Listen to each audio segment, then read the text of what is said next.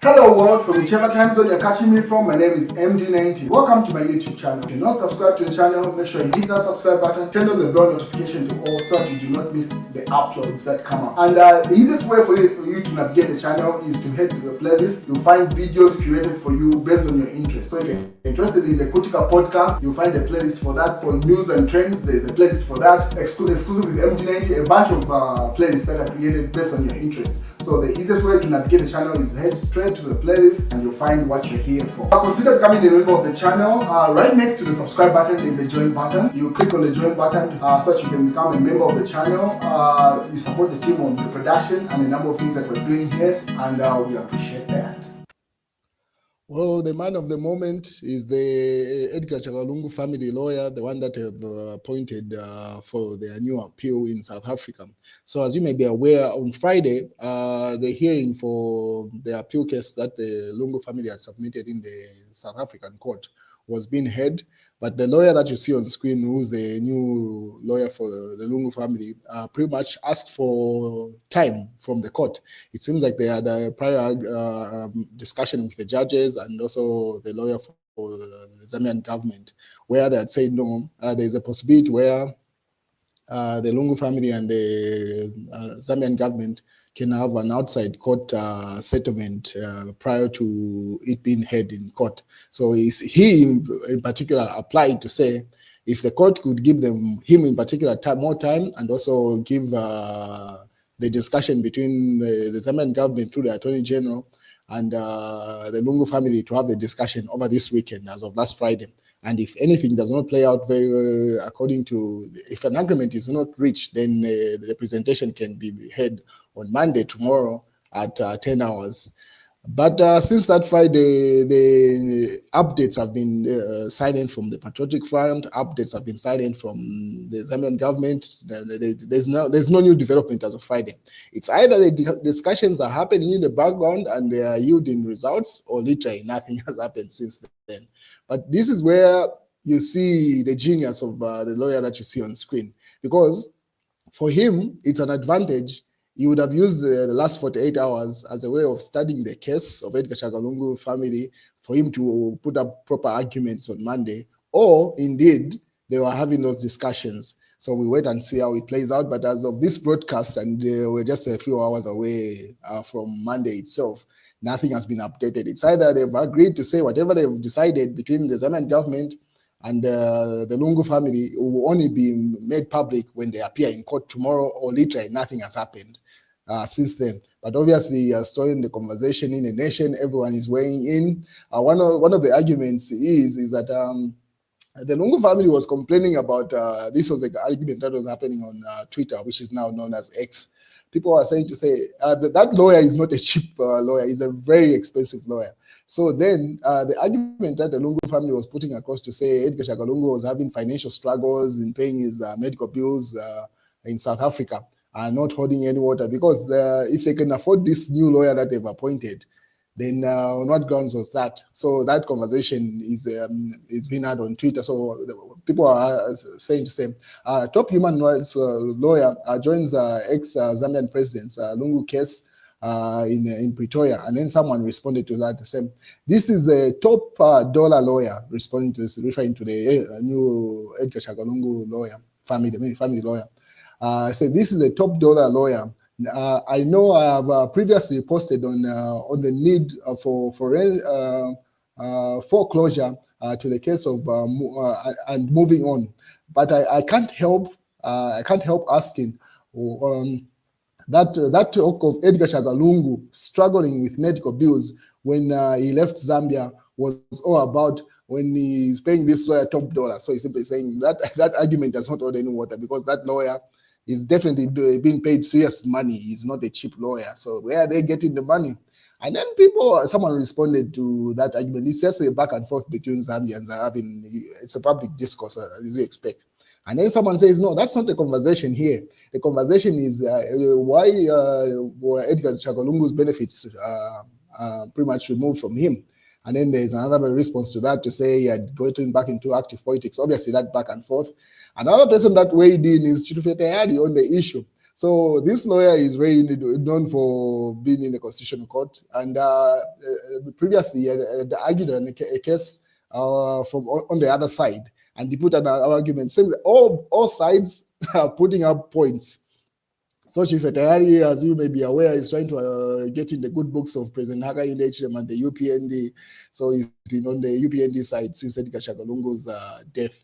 So he put up, he said, a family lawyer will have a difficult time to argue Edgar Chagalungu case based on his earlier arguments. And then he attaches the lawyer of, so you listen to the argument of the Edgar Chagalungu family lawyer, the one that they've appointed, when he was on the other side of the argument. So this is what he had put across and what Chief Etayari was arguing to say. On what grounds is this going to argue? So stand by, let me play you a clip that Chief Etayari has found of the new lawyer, where he was arguing on the other side of this conversation in a different case, obviously. Stand by. Justice Moleman, you cannot overturn a judgment because you disagree with the reasons. You can only overturn a judgment because the outcome is wrong. So you can write in the judgment that it's a salutary principle that judges must reason their judgments out. But you cannot say, I find that the judgment was wrong and therefore I'm overturning it because of the paucity of reasons. That is not the law. It is required that judges must provide reasons for their judgments. But the correctness of the judgment is what is before you. We're asking you to dismiss the appeal because whatever deficiencies can be identified in the reasons, that's not a basis to overturn a judgment. So that's the argument he is putting across to say when he was fighting against an appeal case, those are the arguments that he put across. So what is he going to say this time around? Anyway, let's wait and see. I mean, he has had 48 hours. If there are no discussions between the Zambian government and the Lungu family, he's been studying the case, and I'm pretty sure seems like both sides of the aisle are agreeing to say he's a very top tier lawyer, and I'm pretty sure this will be easy for him to argue. That's if he's allowed to bring in new arguments. Otherwise, if it's going to be based off the earlier presented arguments, then I don't know how that plays out. But I'm pretty sure I've got lawyers as subscribers here. You can advise how that plays out. Is he allowed to bring in new arguments, or it has to be based off the previous arguments that were presented by the lawyer that was fired by the Edgar Chagalungu family?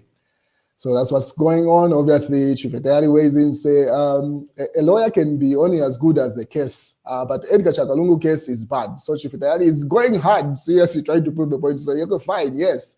The argument to say the lawyer that they've hired this time around is a top tier lawyer and is very good, but the case of Edgar Chagalungu and the family is a bad case. So even if he's a very top tier lawyer, he cannot win it, and pretty much. So he says he's going to put up his arguments. I mean, at this point, let's just wait and see. I mean, we're just a few hours from Monday.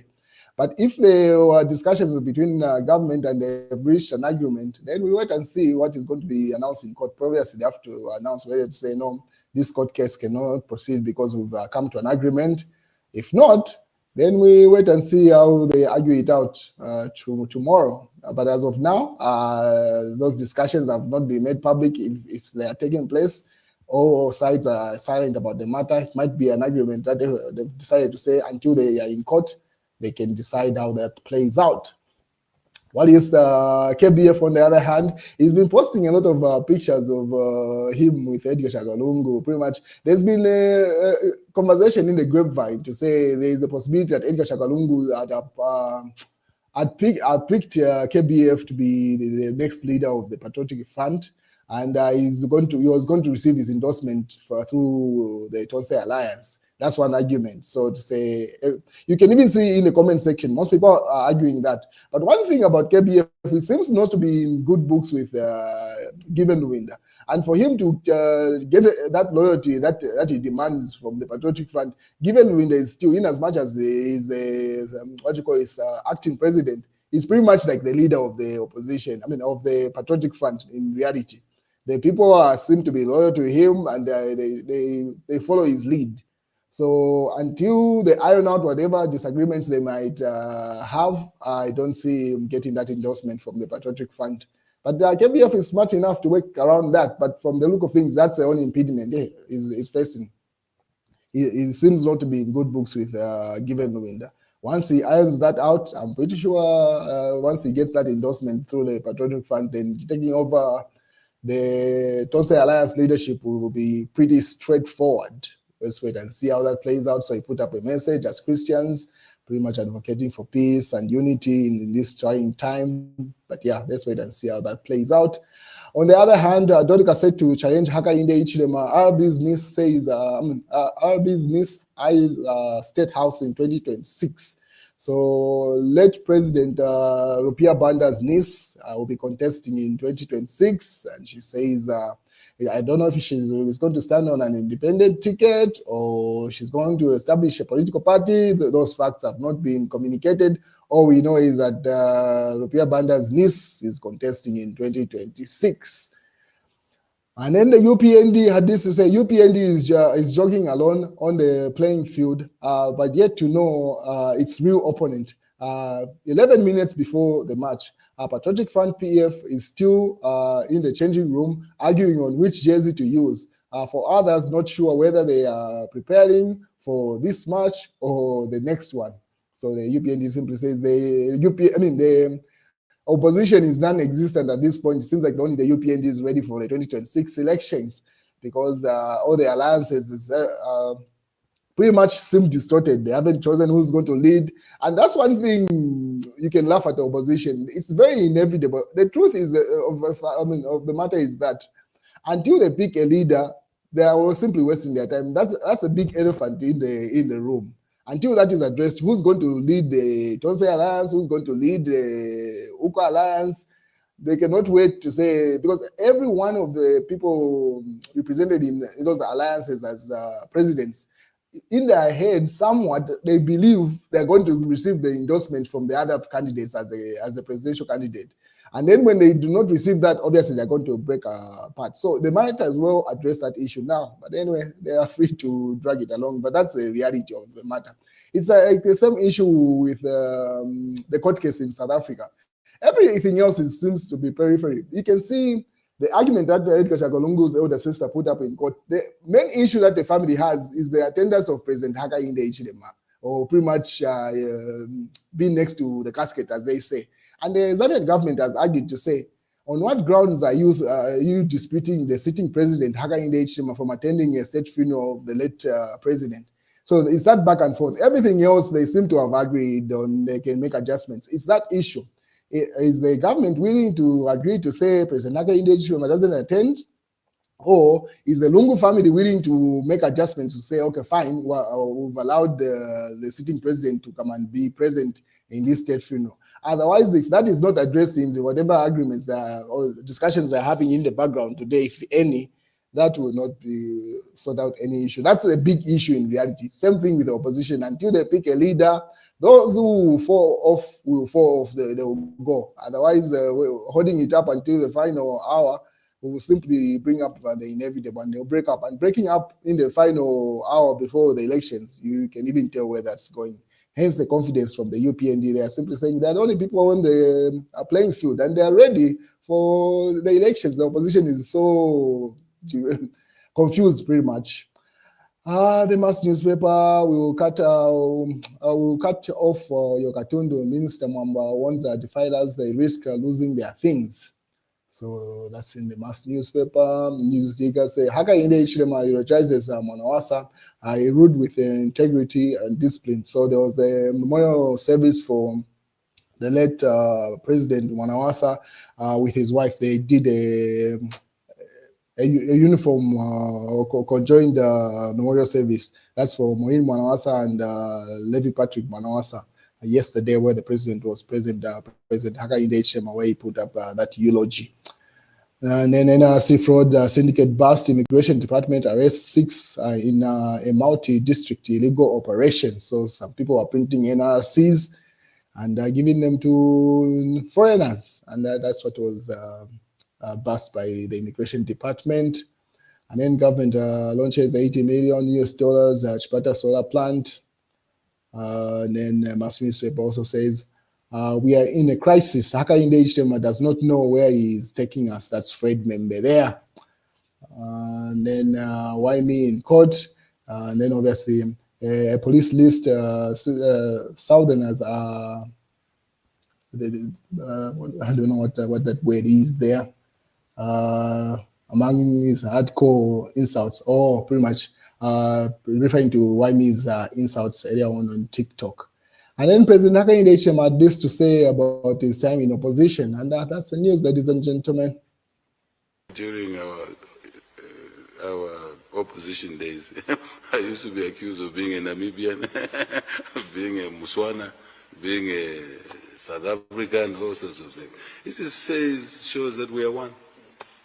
Our formations are one. So I'm sure you had not known about that your names are very Zambian. And you had a minister there, very strong man then in the early days called Hidipo Hamutenya. They thought actually he was from Southern Province. He had just crossed Southern Province of Zambia. He had just crossed it to go there. So this is how deeply connected we are. The things you said, I agree.